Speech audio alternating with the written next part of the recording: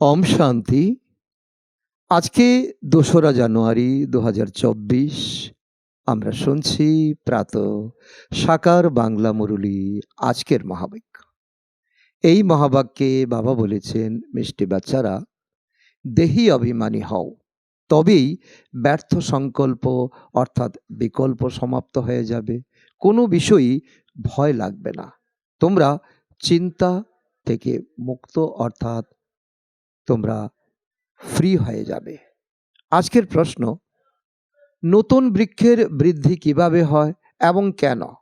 উত্তর, নতুন বৃক্ষের বৃদ্ধি অত্যন্ত ধীরে ধীরে আর ওকনের মতো হয়। যেমন ড্রামা ওকনের মতো চলছে, ঠিক তেমনি ড্রামা অনুসারে এই বৃক্ষ ধীরে ধীরে ধীরে ধীরে প্রাপ্ত হয়, কারণ এতে মায়ার সাথে অনেক যুদ্ধ করতে হয়।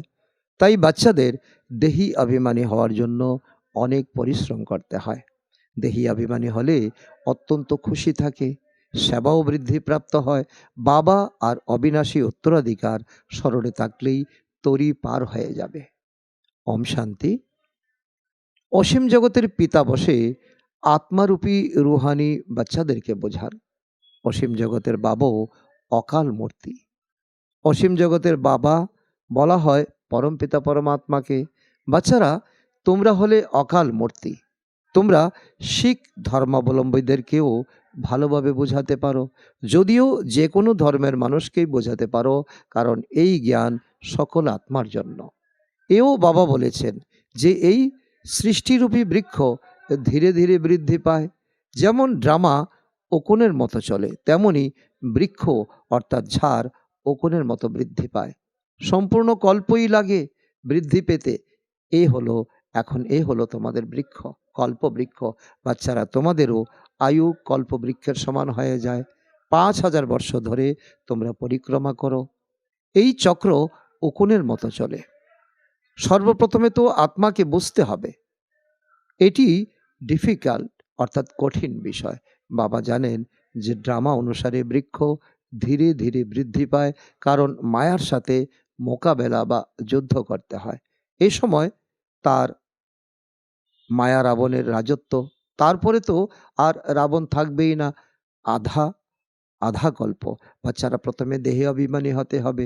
দেহি অভিমানী বাচ্চারাই সার্ভিসে ভালো মতো করতে পারবে আর অত্যন্ত খুশিতে থাকবে। বুদ্ধিতে অযথা ব্যর্থ কথা আসবে না যারা দেহি অভিমানী হবে। যদিও তোমরাই মায়ার উপর বিজয় লাভ করো, তখন তোমাদের কেউ নাড়াতে পারবে না। তোমরা অঙ্গদের দৃষ্টান্ত রয়েছে না, সেটা তোমাদের জন্য। তাই তোমাদের নাম মহাবীর রাখা হয়েছে। এখন তো একজনও মহাবীর নেই। মহাবীর সর্বশেষে হবে, সেও নম্বরের ক্রমানুসারে। যারা ভালো সার্ভিস করে তাদেরকেই মহাবীরের টাইটেল দেওয়া হয়ে থাকে, লাইনে রাখা হয়ে থাকে। এখন বীর এরা রয়েছে, মহাবীর শেষে হবে। এতটুকু সংশয় আসা উচিত নয়। কারো কারো তো অতি অহংকার চলে আসে, কাউকে পরোয়া করে না। এখানে তো অতি নম্রতার সাথে কাউকে বোঝাতে হয়। অমৃতস্বরে শিখদের কাছে গিয়ে তোমরা সার্ভিস করতে পারো। সমাচার তো সকলকে একই দিতে হবে। বাবাকে স্মরণ করলে তোমাদের আত্মায় যে মরচে পড়েছে তা কেটে নষ্ট হয়ে যাবে, ঝংকার মুছে যাবে।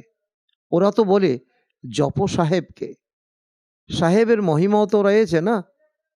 এক ওঙ্কার শতনাম, অকাল মূর্তি। এ কথা হলো অকাল মূর্তি কে? এখন এই বিষয়টা বোঝার মতো। তারা বলে সৎগুরু অকাল। আত্মা তো অকাল মূর্তি, তাই না? তাকে কখনো কাল গ্রাস করতে পারে না। আত্মা তো পার্ট পেয়েছে, তাই তাকে পার্ট করতেই হবে। তাকে কাল কিভাবে গ্রাস করবে? শরীরকে গ্রাস করতে পারবে। শরীর এই ৫ তত্ত্বে মিলিয়ে যাবে। আত্মা তো অকাল মূর্তি। তোমরা শিখ ধর্মাবলম্বীদের কাছে গিয়েও ভাষণ করতে পারো, যেমন গীতা জ্ঞানীরাও ভাষণ করে। বাচ্চারা, তোমরা জানো যে ভক্তি মার্গের সামগ্রী তো প্রচুর, কিন্তু জ্ঞান এতটুকু নেই। একমাত্র বাবাই হলেন জ্ঞানের সাগর, দয়ার সাগর। মানুষকে তো জ্ঞানবান বলা যাবে না। দেবতারও মানুষ, তাই না? কিন্তু দিব্য গুণ থাকার কারণে দেবতা বলা হয়। তারাও বাবার নিকট থেকেই অবিনাশী উত্তরাধিকার পেয়েছিলেন। সঙ্গম যুগে তারা পড়াশোনা করেছিলেন। তোমরাও এই রাজযুগের দ্বারা বিশ্বের মালিক হচ্ছ। সদ্গুরুকে অকাল বলে।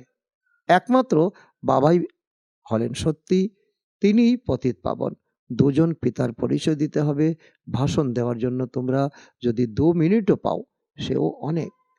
১ মিনিট ১ সেকেন্ড পাওয়া যায়, তাও অনেক। কল্পপূর্বে যাদের তীর লেগেছিল, তাদের এখন লাগবে। এ কোনো বড় কথা নয়। শুধু সকলকে সমাচার দিতে হবে। বাবা বোঝান, এই যেমন গুরু নানক এসেছিলেন, কিন্তু তিনি কোন মেসেজ দেন না, যে তোমাদের এখন কোনো মেসেজ দিতে পারেন না তিনি। এটা ওনার ড্রামাতে নেই যে এখন ঘরে ফিরে যেতে হবে, তার জন্য পবিত্র হও। এটা গুরু নানকের কর্তব্য নয়। উপর থেকে যারা আসে তারা তো পবিত্র আত্মা, তাদের ধর্ম বৃদ্ধি লাভ করে, আসতেই থাকে। বাস্তবে সদ্গতিদাতা কোনো মনুষ্য হতে পারে না। একমাত্র বাবাই সদ্গতিদাতা হয়। মনুষ্য তো মনুষ্যই হয়, তাও আবার বোঝানো হয় যে এরা অমুক অমুক ধর্মের মানুষ। বাবা বোঝান, তোমরা নিজেকে আত্মা নিশ্চয় করো, পবিত্র হও। গুরু নানক বলেছেন, তিনি প্রতিগন্ধময় বস্ত্র ধুয়ে পরিষ্কার করেন, অর্থাৎ মুত পলিতি কাপড়া ধুয়ে। একথা বলা হয় না? একথা পরবর্তীকালে যারা শাস্ত্র বানিয়েছে তারাই লিখেছেন। প্রথমে তো অনেক কম ছিল, তাদের বসে কি শোনাবো? বাবা এই জ্ঞানও তোমাদের এখনই দেন, শাস্ত্র তো পরে তৈরি হয়েছে। শতযুগে তো শাস্ত্র থাকবেই না, ত্রেতা যুগেও শাস্ত্র থাকবে না। ২৫০০ বৎসর তোমরা ভক্তিমুক্ত, শাস্ত্রমুক্ত থাকবে। প্রথম বোঝাতে হবে যে বাবাকে স্মরণ করো, তবেই বিকর্ম বিনাশ হবে। বিনাশ তো হতেই হবে না। জিজ্ঞাসা করা উচিত যে সর্বব্যাপী কাকে বলো? যার মহিমা গায়ন করো, এক ওঙ্কার শতনাম, কর্তা পুরুষ, তিনি হলেন পিতা, তাই না? তার বাচ্চারা, অর্থাৎ আমরাও অকাল মূর্ত। আমাদের আত্মাকেও কাল খায় না। আমাদের আসন হলো এখানে, অর্থাৎ ২ ব্রজকলের মাঝখানে। আমরা এক আসন পরিত্যাগ করে অন্য আসনে গিয়ে বসি। এভাবে ৮৪ আসন, অর্থাৎ ভ্রকুটিতে গিয়ে বসি। এখন এ হলো পুরানো দুনিয়া। কত হট্টগোল হাঙ্গামা হয়। নতুন দুনিয়ায় এসবের কোনো কথাই থাকে না। সেখানে তো একটিই ধর্ম থাকে। বাবা তোমাদের বিশ্বের বাদশাহী দিয়ে দিয়েছেন। তোমাদেরকে কেউ আক্রমণ করতে পারে না। দাপর থেকে ধর্মস্থাপকরা আসে নিজ নিজ ধর্ম স্থাপন করতে। যখন তাদের বৃদ্ধি প্রাপ্ত হয়, ক্ষমতায় আসে, তখনই লড়াইয়ের কথা আসে। ইসলাম ধর্মাবলম্বীরা প্রথমে সংখ্যায় অনেক কম হবে। তোমাদের ধর্ম তো এখানে স্থাপিত হয়, এই সঙ্গম যুগে। ওরা তো আসে দাপরে, সে সময় ওদের ধর্ম স্থাপন হয়। এরপর তারা একে অপরের পিছনে পরপর আসতেই থাকবে। এটাই হলো মূল কথা। এ হলো অত্যন্ত বোঝার মতো বিষয়। কেউ কেউ তো ড্রামা অনুসারে কিছুই ধারণ করতে পারে না। বাবা বোঝান, অবশ্যই তার পদ কম হবে। এ কোনো অভিশাপ নয়। মালা তো মহাবীরদের তৈরি হয়, আর তোমরা এখন মহাবীর হয়ে উঠছ। ড্রামা অনুসার সকলেই তো একরকমের পুরুষার্থ করতে পারে না। পূর্বেও নিশ্চয় করেনি। তাই তারা বলে, আমরা তাহলে আমাদের দোষ কোথায়? বাবাও বলেন, তোমাদের কোনো দোষ নেই। ভাগ্যে যদি না থাকে তবে বাবা আর কি বা করতে পারেন?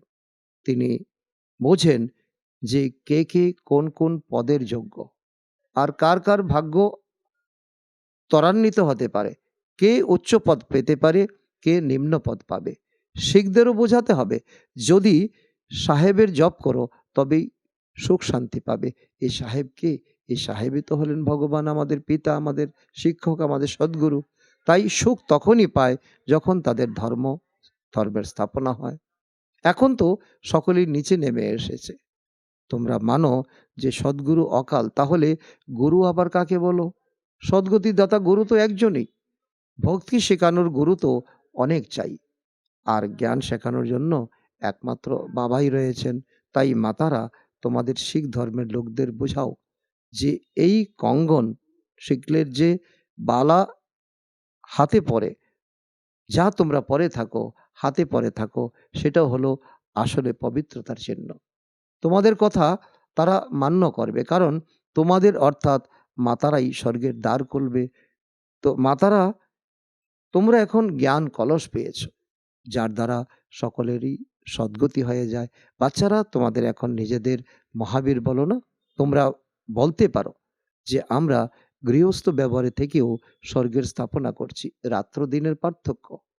এই জটাও আসলে পবিত্রতার চিহ্ন।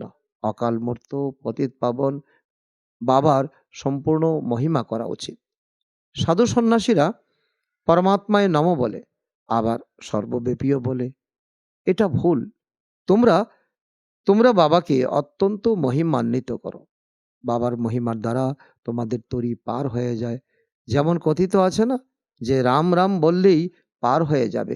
বাবাও বলেন, বাবাকে স্মরণ করলে বিষয় সাগর অতিক্রম করে যাবে। তোমাদের সকলকেই মুক্তিতে যেতে হবে। তোমরা অমৃতসরে গিয়ে ভাষণ করো, যে তোমরা আহ্বান করো যে সদ্গুরু অকাল মূর্ত, কিন্তু তিনি বলেন যে এখন দেহ সহিত দেহের সব ধর্মকে পরিত্যাগ করে নিজেকে আত্মা নিশ্চয় করো। এটাই হলো পরমপিতা পরমাত্মার সবথেকে বড় ডাইরেকশন। বাবাকে স্মরণ করলে পাপ ভস্ম হয়ে যাবে। জন্ম জন্মান্তরের পাপ আত্মায় জমা হয়ে আছে। অন্তিম সময়ে যেমন মতি হবে তেমনই গতি, অন্তমতি সৌগতি হবে। সেই বাবা হলেন অকাল মূর্ত নিরাকার। তোমরা আত্মারা নিরাকার। বাবা বলেন, আমার তো শরীর নেই, আমি ধার নেই, আমি আসি পতিত দুনিয়ায় রাবণের উপর বিজয় প্রাপ্ত করতে। তাই ডাইরেকশনও তো এখানে এসেই দেব, কারণ পতিত হয়ই পুরানো দুনিয়াতে। আমাকে পরমধাম ছেড়ে পুরানো দুনিয়াতে আসতে হয়। নতুন দুনিয়ায় তো শুধু এক দেবী দেবতা ধর্মই ছিল। সেই সময় আর সব শান্তি ধামে থাকে। পুনরায় নম্বরের ক্রমানুসারে শত রজ তমতে আসে। যারা অতি সুখ লাভ করে তারাই আবার অত্যন্ত দুঃখ ভোগ করে। তোমাদের সকলকে বাবার সমাচার দিতে হবে যে বাবাকে স্মরণ করো, তাহলে নিজ নিকেতন অর্থাৎ পরম ধামে পৌঁছেই যাবে।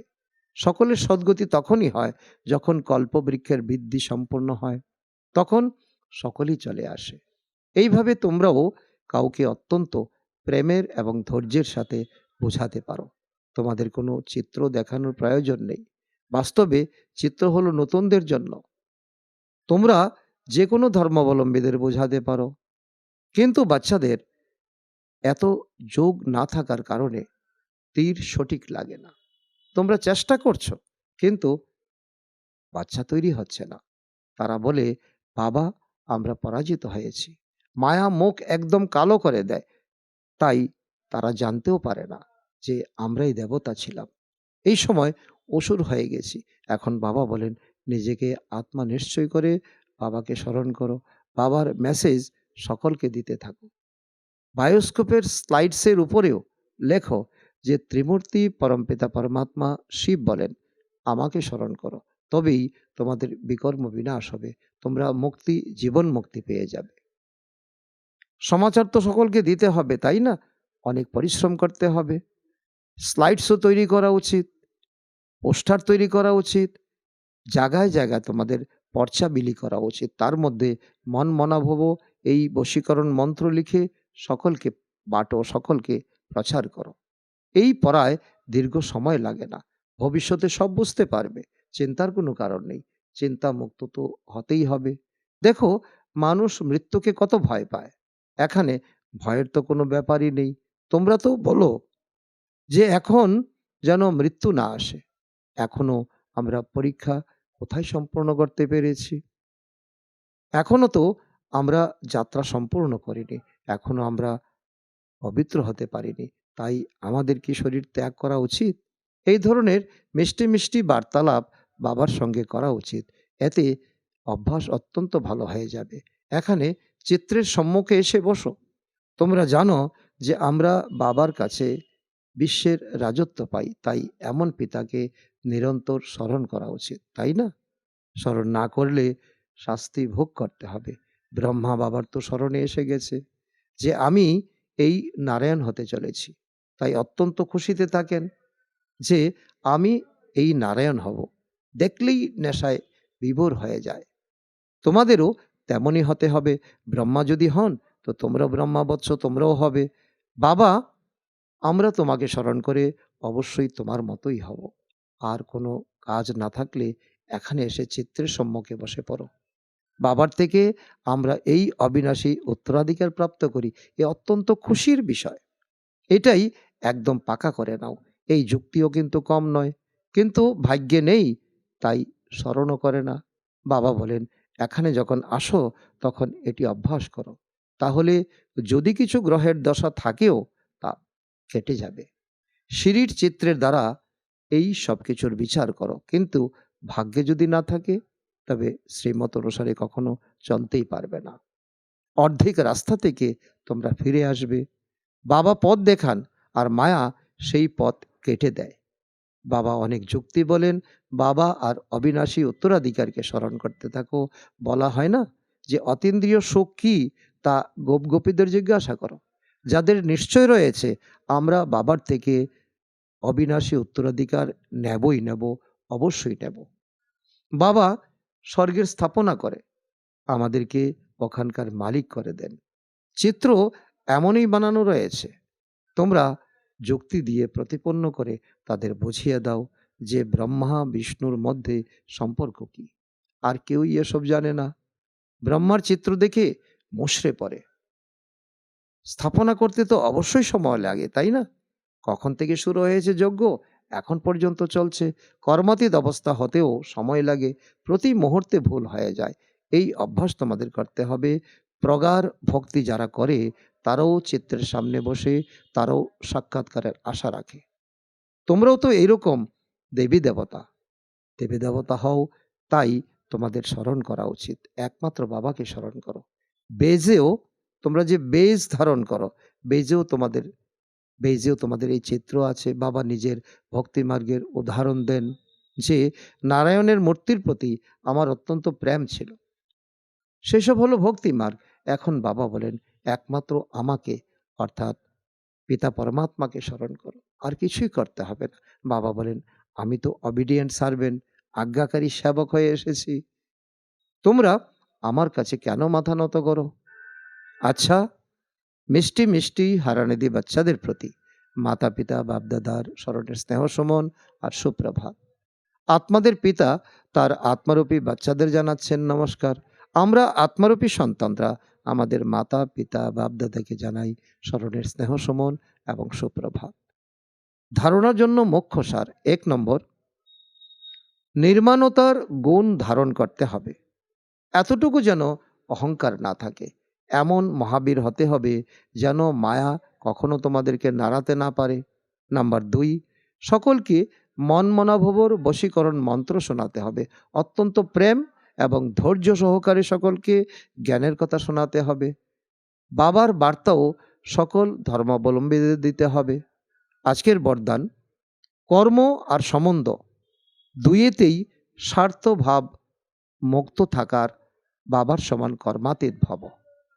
তার অর্থ হলো বাচ্চারা, তোমাদের সেবা হলো সকলকে মুক্ত বানানোর সেবা, তাই অন্যদেরকেও মুক্ত বানাতে বানাতে নিজেদের বন্ধনে বেঁধে ফেলো না।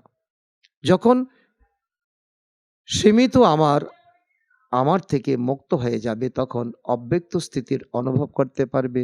সেটা এই ব্রাহ্মণ জীবনে তোমরা করতে পারো।